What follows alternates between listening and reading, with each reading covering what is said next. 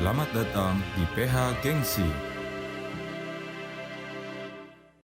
Pada video kali ini saya akan mereview buku edisi khusus Kemerdekaan Tempo 17-23 Agustus 2015 Hamengkubuwono IX Pengorbanan Sang Pembela Republik. Dalam review buku Tempo kali ini saya akan mereview bab 1 yang bertajuk Jalan Berkelok Sang Doro Jatun. Pada bab pertama ini menceritakan tentang kematian Sultan Hamengkubuwono IX yang menyebabkan Yogyakarta ngelangut. Pada saat itu, Sultan Hamengkubuwono IX dibawa Kiai Ratar Pralaya, kereta yang berarti kematian, sejauh 17 km dari Keraton Yogyakarta menuju ke makam Imogiri. Sosok Hamengkubuwono adalah sosok yang fenomenal. Hamengkubuwono IX sendiri pernah menjadi Menteri Pertahanan Republik Indonesia Serikat, juga Menteri Ekonomi, Keuangan, dan Industri. Serta sosok Hamengkubuwono IX pernah menjadi Wakil Presiden Republik Indonesia.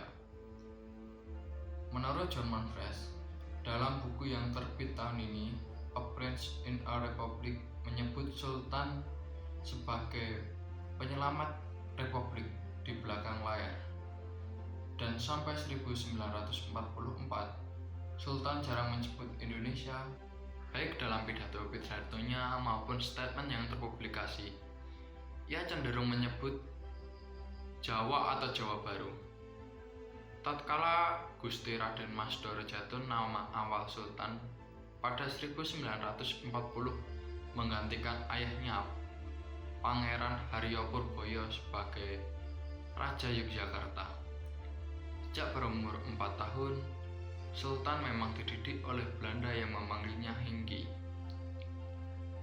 Saat Soekarno-Hatta mengumumkan kemerdekaan, Sultan Hamengkubuwono IX dengan cepat ia menyatakan Yogyakarta dan keraton berada di bawah Republik Indonesia.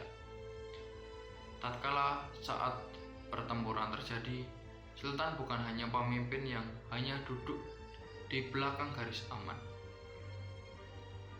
Salah satu bagian penting dari riwayat Sultan yang lainnya terjadi pada 1946 saat Sultan mengizinkan Yogyakarta menjadi ibu kota negara.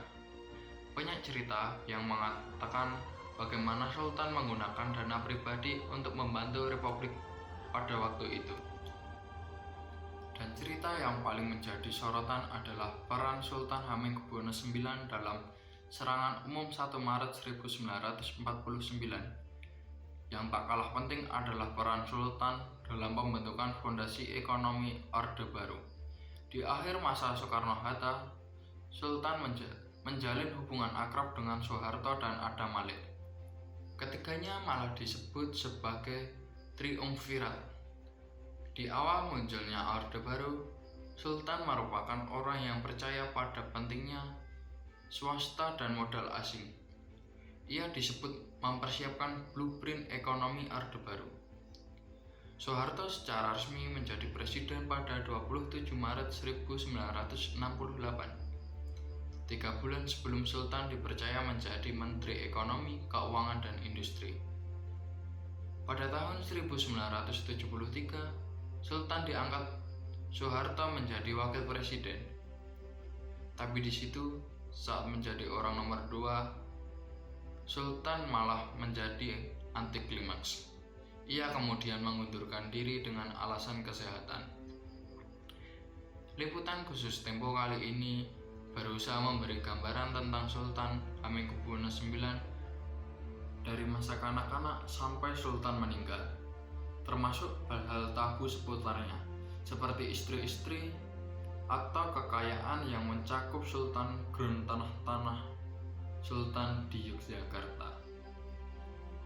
Sekian review buku edisi khusus Hari Kemerdekaan Tempo kali ini dari saya.